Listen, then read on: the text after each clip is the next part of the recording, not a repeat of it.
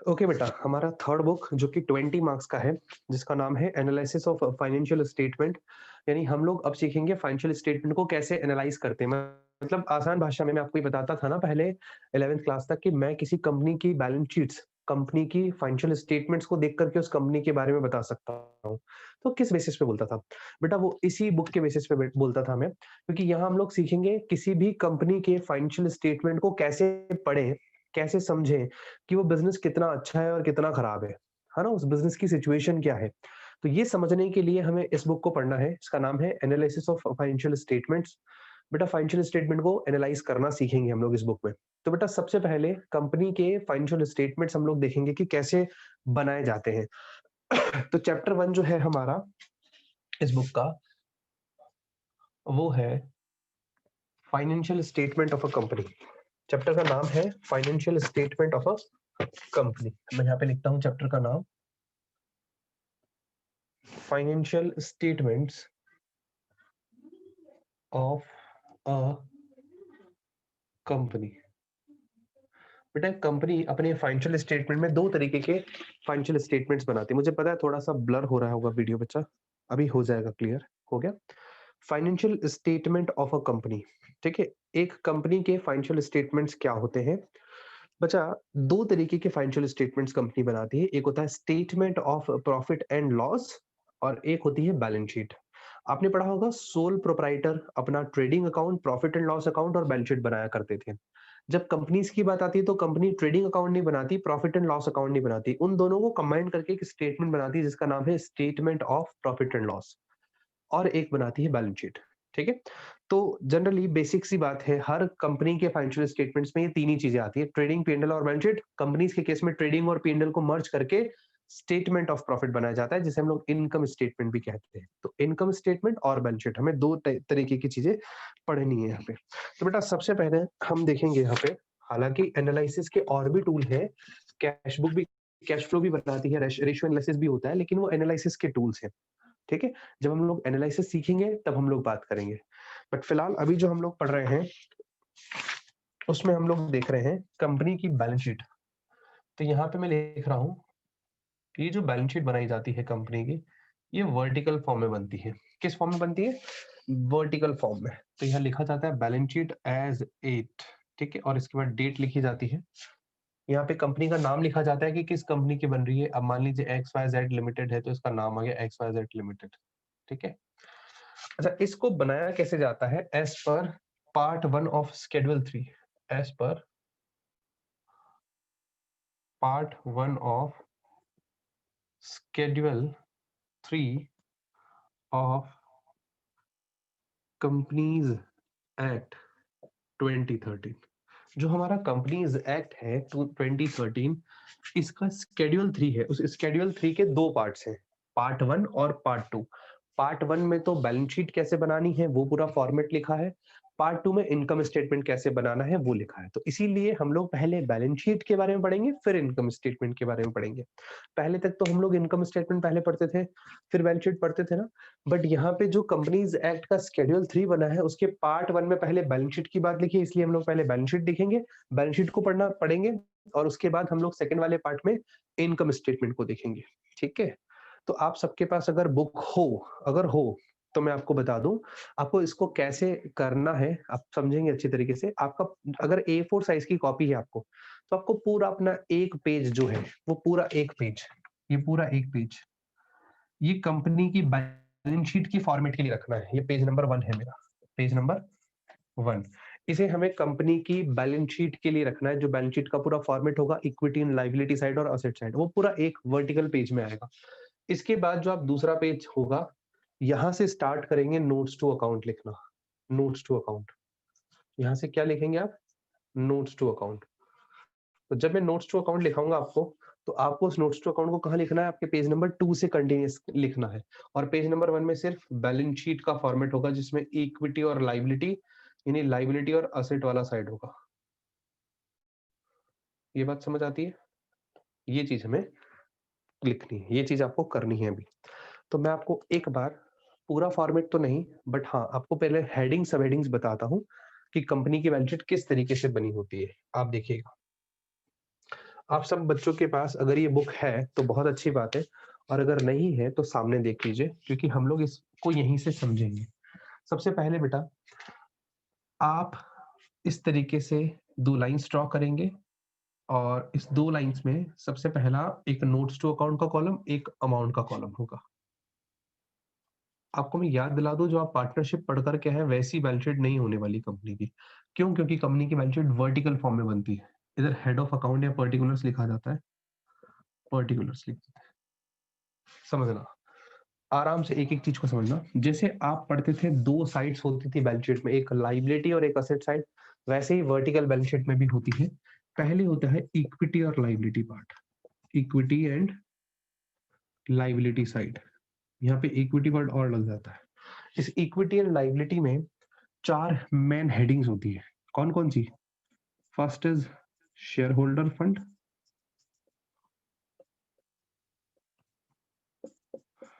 दूसरा है share application money pending allotment,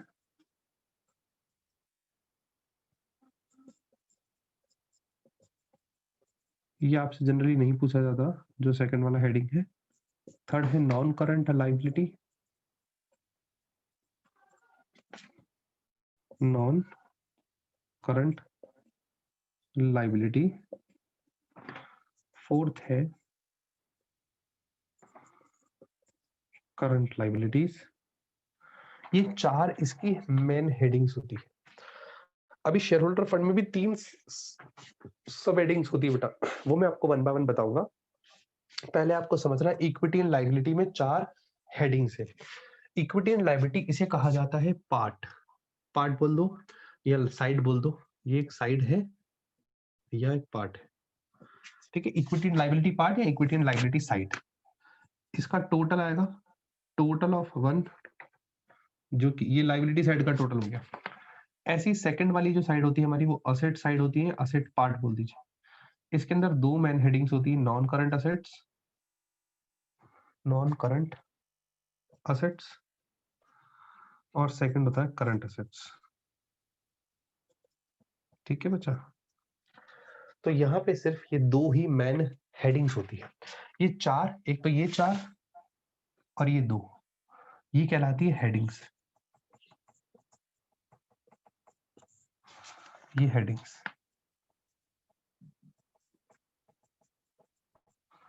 ये वाला जो असेट है ये साइड या पार्ट कहलाएगा, पार्ट।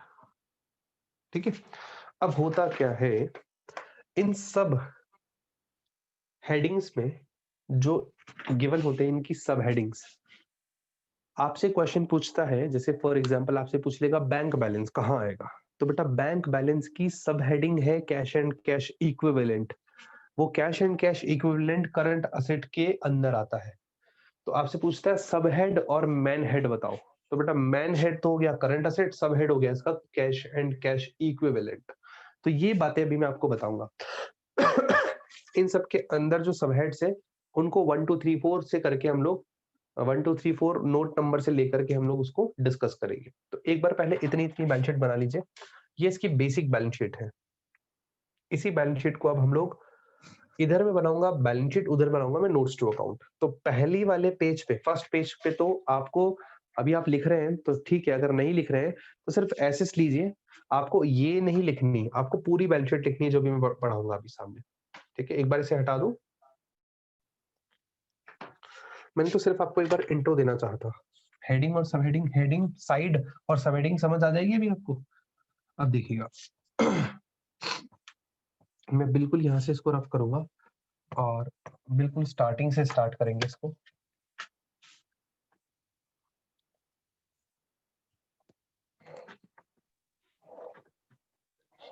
ठीक है, ये आपके पास आएगा बेटा बैलेंस शीट।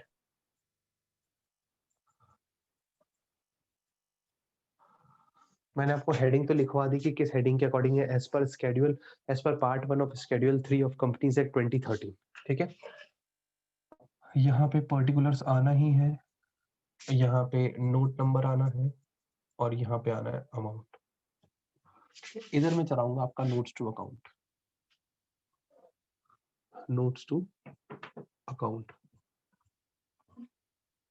पर्टिकुलर्स और इधर आएगा अमाउंट।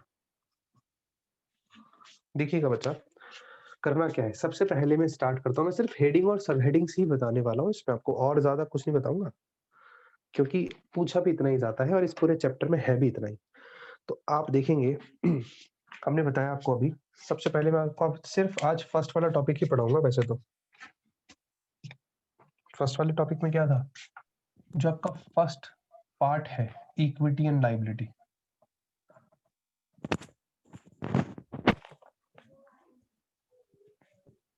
इस इक्विटी एंड लायबिलिटी में जो फर्स्ट हेडिंग है आपकी, शेयर होल्डर फंड, मैं समझाता भी चलूंगा, आप देखना। शेयर होल्डर फंड में 3 सब हेडिंग्स है। फर्स्ट है शेयर कैपिटल, सेकंड है रिजर्व्स एंड सरप्लस,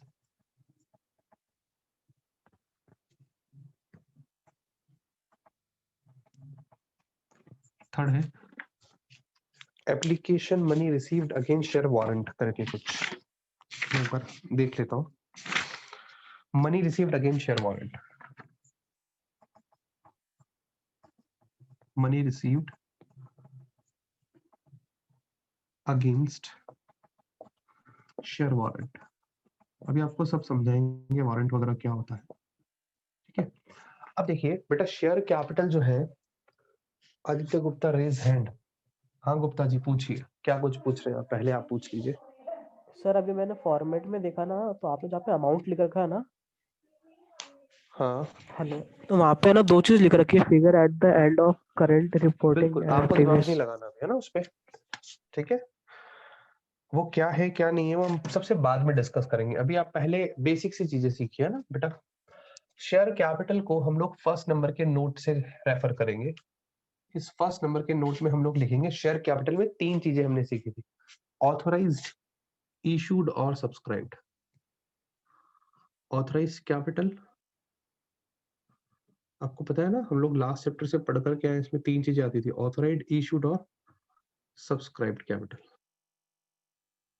बस आपको ये पता होना चाहिए कौन सा किस हेडिंग में आता है। ये फर्स्ट हेडिंग में 3 चीजें आती है, इन तीनों का टोटल, जैसे इन तीनों का जो टोटल आएगा, उन तीनों का टोटल जो कहलाएगा, तो टोटल नहीं, वैसे तो आपको पता है केवल सब्सक्राइब कैपिटल को ही काउंट किया जाता है, ऐसे लिखा जाता है इसको। फिर सेकंड नंबर जो रिजर्व्स एंड सरप्लस है, बेटा रिजर्व्स एंड सरप्लस में बहुत सारे रिजर्व्स आते हैं, तो उन सारे रिजर्व्स को हम लोग सीखेंगे और साथ में लर्न भी करेंगे। देखिए रिजर्व्स को अगर हम लोग जैसे बुक में लिखा है ना, उसी सीक्वेंस में अगर लर्न करेंगे ना, तो थोड़ा सा इजी गोइंग होगा हमारे लिए, और वैसा करने से आपको लर्न भी थोड़ा सा फटाफट होगा। आप देखिएगा, सबसे पहले capital reserve, capital redemption reserve, capital redemption reserve, फिर आता है security premium reserve. Total 7 type के हम लोग रिजर्व लिखेंगे, सिक्योरिटी प्रीमियम रिजर्व, फिर हम लोग लिखेंगे debenture redemption reserve,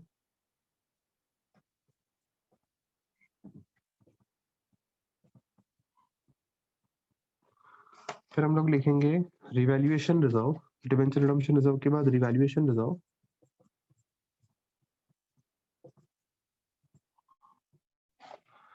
share option outstanding reserve, share option outstanding account होता है, ऐसे ही अकाउंट, अदर रिजर्व्स जिसमें आपका जनरल रिजर्व वगैरह आ जाएगा, ठीक है। स्पेसिफिक नेचर का कोई और रिजर्व, कोई स्पेसिफिक नेचर का रिजर्व, और एक आएगा statement of profit and loss. मैं आपको सारी चीजें बताऊंगा। अदर रिजर्व में स्पेसिफिक नेचर का है या जरूरी नहीं नॉर्मल भी है, वो भी लिख सकते हैं हम लोग, लाइक जनरल रिजर्व टाइप, ठीक है। तो ये आपके पास अदर रिजर्व में मैं आपको छोटे छोटे से एक आध नाम लिख देता हूँ, जनरल रिजर्व ही लिख दीजिए आप, चलिए। टोटल 8 तरीके के रिजर्व्स हैं आपके सामने, मैं आपको एक एक समझाता जाता हूँ बेटा, आपको फिर बाद में सुनने को मिलेगा नहीं। कैपिटल रिजर्व क्या होता है बेटा, कैपिटल रिजर्व एक ऐसा रिजर्व है जो कि कैपिटल प्रॉफिट से बनता है। कैपिटल प्रॉफिट क्या होता है? जो बिजनेस का इर्रेगुलर प्रॉफिट है, बिजनेस के अलावा जो प्रॉफिट हुआ, बिजनेस जो मैं कर रहा हूँ वहां से जो प्रॉफिट आ रहा है वो रेवेन्यू प्रॉफिट है। कैपिटल प्रॉफिट मतलब मैंने बिजनेस में की कोई असेट बेची, वहां से कोई प्रॉफिट आया, वो कैपिटल प्रॉफिट। ठीक है, कोई मैंने प्लॉट खरीद रखा था, प्लॉट बेच दिया मैंने, वहां से जो प्रॉफिट आया वो कैपिटल प्रॉफिट। उस कैपिटल प्रॉफिट में से जो पैसा आपने फ्यूचर में बचा करके रखा उसे हम लोग कहते हैं कैपिटल रिजर्व। इस कैपिटल रिजर्व का जो यूज है केवल और केवल कैपिटल लॉसेस को राइट ऑफ करने के लिए किया जाता है। बेटा कैपिटल लॉसेस जैसे कि कोई प्रॉपर्टी खरीदी, उसको बेचते टाइम लॉस हो रहा है, तो उस लॉस को इस कैपिटल प्रॉफिट से हम लोग एडजस्ट करेंगे। ठीक है, तो कैपिटल रिजर्व समझ आ गया। Next is capital redemption reserve. अब क्योंकि मैंने आपको डिबेंचर का रिडम्पशन वाला चैप्टर नहीं पढ़ाया, रिडम्पशन ऑफ डिबेंचर, अगर मैं वो पढ़ाता तो मैं आपको वहां समझाता कि कभी भी डिबेंचर्स को रिडीम करते हैं हम, यानी रिपेमेंट करते हैं, तो एक एक हमारा सेक्शन 71 सबसेक्शन 4 का एक रिक्वायरमेंट है, यानी कंपनीज एक्ट जो है उसके अंदर चीज लिखी है कि जब भी कभी कंपनी कभी डिबेंचर्स को रिडीम करेगी, तो डिबेंचर को रिडीम करने से पहले जितने रुपए के डिबेंचर रिडीम हो रहे हैं उसका 50% या उतना ही अमाउंट, जितने रुपए के डिबेंचर रिडीम हो रहे हैं वो कहाँ डाले जाएंगे, वो डाले जाएगा, वो अमाउंट हम लोग ट्रांसफर करेंगे डिबेंचर रिडम्पशन रिजर्व में। ये जो डिबेंचर रिडम्पशन रिजर्व है ना, यानी डिबेंचर को रिडीम करने के लिए बनाया गया रिजर्व, इस रिजर्व में। वैसे ही जब कभी कंपनी प्रेफरेंस शेयर्स को रिडीम करती है, प्रेफरेंस शेयर्स उनका भी रिडम्पशन होता है, वो हमारे कोर्स में नहीं, वो कॉलेज में आकर के पढ़ोगे। तो प्रेफरेंस शेयर्स को रिडीम करने से पहले भी आपको कैपिटल रिडम्पशन रिजर्व में अमाउंट डालना पड़ता है, जितने रुपए के प्रेफरेंस शेयर्स आप रिडीम कर रहे हैं। फ्री रिजर्व में से पैसा यहाँ पे ट्रांसफर करना पड़ता है। फ्री रिजर्व बोले तो statement of profit and loss या जनरल रिजर्व, समझ गए। सिक्योरिटी प्रीमियम रिजर्व सब वाकिफ हो आप इससे, जब कभी डिबेंचर्स या शेयर्स आप फेस वैल्यू से ज्यादा प्राइस पे आप इशू करते हैं तो आप इसे सिक्योरिटी प्रीमियम रिजर्व में ट्रांसफर करते हैं। एक चीज मुझे याद दिलाना, सिक्योरिटी प्रीमियम रिजर्व के यूजेस क्या क्या है, ये मैं आप लोगों के साथ डिस्कस नहीं किया, शेयर वाले चैप्टर में था, ये मुझे डिस्कस करना है। ठीक है, ये मैं कर लूंगा। इसके बाद आता है रिवैल्यूएशन रिजर्व। जब कभी आप आपकी कंपनी की सॉरी असेट्स और लाइबिलिटी को रीवैल्यू करते हैं, तो उस रीवैल्यू करने से जो रिवैल्यूएशन का प्रॉफिट आ रहा है, उस प्रॉफिट में से जो आपने रिजर्व बनाया उसे हम लोग कहते हैं रिवैल्यूएशन रिजर्व। ठीक है, तो रिवैल्यूएशन रिजर्व क्लियर हो गया आपको। इस रिवैल्यूएशन रिजर्व का भी आप यूज रिवैल्यूएशन के लॉसेस को राइट ऑफ करने के लिए करते हैं। सर एक बार नेक्स्ट वापस सुनिएगा बताओ फिर बेटा, रिवैल्यूएशन वाला। रिवैल्यूएशन रिजर्व बेटा, जब कभी कंपनीज, जैसे आपने पार्टनरशिप पढ़ा, तो पार्टनरशिप में जैसे आप असेट और लाइबिलिटी को रिवैल्यू करते थे, जब कभी कोई न्यू पार्टनर एडमिट होता था, जब बिजनेस बंद हो रहा है, बंद नहीं हो रहा है, जब बिजनेस में आपका कोई पार्टनर रिटायर हो रहा है, तो वैसे जब आप रिवैल्यूएशन वाला टॉपिक पढ़ते थे, तो वहां पे आपको आता था ना, रिवैल्यूएशन अकाउंट बनता था, वहां से जो प्रॉफिट या लॉस आता था उसको आप डिस्ट्रीब्यूट करते थे पार्टनर्स में। तो रिवैल्यूएशन के प्रॉफिट में से जो आपने पैसा बचा करके रखा उसे कहते हैं रिवैल्यूएशन रिजर्व। और इस रिवैल्यूएशन रिजर्व को हम यूज करेंगे जब कभी आगे फ्यूचर में हम वापस से रिवैल्यू करेंगे एसेट और लायबिलिटी को, और मान लीजिए हमें लॉस हो रहा है तो उस लॉस को हम यहाँ से एडजस्ट करेंगे। Next is share option outstanding account. Share option outstanding account एक स्कीम है, एक चॉइस है, एक राइट होता है शेयर्स के लिए, मेंबर्स के लिए, जो कंपनी के मेंबर्स हैं, कंपनी के शेयर होल्डर्स हैं, कंपनी उनको राइट देती है। नहीं, मेंबर्स के लिए नहीं होता, ये कंपनी के एम्प्लॉइज के लिए होता है। जो कंपनी के एम्प्लॉइज हैं, कंपनी उनको उनको एक ऑप्शन देती है। वो ऑप्शन ये है कि आप अगर हमारे पास काम कर रहे हो तो हमारे पास 3 या 4 इयर्स तक और काम करो, हम आपको इस भाव के शेयर दें। हमारी कंपनी के शेयर सपोज 1000 रुपए के चल रहे हैं मार्केट में, 1000 रुपए का एक शेयर चल रहा है, तो कंपनी अपने एम्प्लॉइज को अपने पास रिटेन करके रखने के लिए, रोके रखे रखने के लिए एक ऑप्शन देती है उनको कि आप अगर हमारी कंपनी में आने वाले 5 साल तक और जॉब करते हो तो हम आपको ये 200 रुपए वाले शेयर है, कितने के शेयर, 200 रुपए के, मार्केट में 1000 का है, हम आपको 200 में देंगे, लेकिन 3 साल के बाद देंगे 100 शेयर। तो आप दिमाग लगाओगे यार, 800 रुपए पर शेयर पे प्रॉफिट, 100 शेयर्स पे कितना प्रॉफिट हो गया, 80,000 का प्रॉफिट। मतलब मुझे 4 साल 5 साल बाद 80,000 रुपीज मिलेंगे, समझ रहे हो। तो ऐसा, अब जरूरी थोड़ी है आज अगर वो 1000 का है तो 1000 का रहेगा, 5 साल में कहाँ पहुंच जाए और कम भी हो जाए। तो कंपनी अपने एम्प्लॉइज को रिटेन करके रखने के लिए ये चाहती, रिटेन करके रखना चाहती है, इसलिए कंपनी अपने जो एम्प्लॉइज होते हैं उनको एक ऑप्शन देती है कि आप फ्यूचर में आज की प्राइस पे हमसे शेयर खरीद लेना, हम आपको देंगे। अब जो कंपनी को लॉस हो रहा है ना, वो इस अकाउंट में ट्रांसफर किया जाता है, शेयर ऑप्शन आउटस्टैंडिंग अकाउंट। ये एक अकाउंट है, या पढ़ोगे जब आप थोड़ा सा और आगे आओगे ना, पहले तो हमारे इसी चैप्टर में भी होता था, इसका छोटा सा प्रैक्टिकल ट्रीटमेंट भी आया था, बट अब वो नहीं है। ठीक है, अदर रिजर्व्स में कोई और रिजर्व्स आ गए, जनरल रिजर्व आ गया, कोई स्पेसिफिक नेचर का कोई और रिजर्व आ गया जिसको किसी स्पेसिफिक पर्पस के लिए यूज किया जाएगा, लाइक टैक्सेशन रिजर्व, टैक्स हम जो रीपे करते हैं हर साल, पेमेंट करते हैं, उसके लिए रिजर्व बना दिया। Last is statement of profit and loss. Statement यानी अब इसमें दो तरीके की चीजें आती हैं, तो सरप्लस आएगा, सरप्लस या डेफिसिट, तो आप लिखेंगे ऐसे, सरप्लस आएगा तो surplus in statement of profit and loss. In statement of profit and loss के अंदर हमारे को अगर बचत हुई, सरप्लस हुआ, तो वो आएगा एक तो, ठीक है, और डेफिसिट हुआ तो डेफिसिट नेगेटिव आएगा बैलेंस। पहले बच्चा यहाँ तक आप एसएस ले लीजिए सब बच्चे, यहाँ तक एसएस लेंगे सब बच्चे अच्छे से।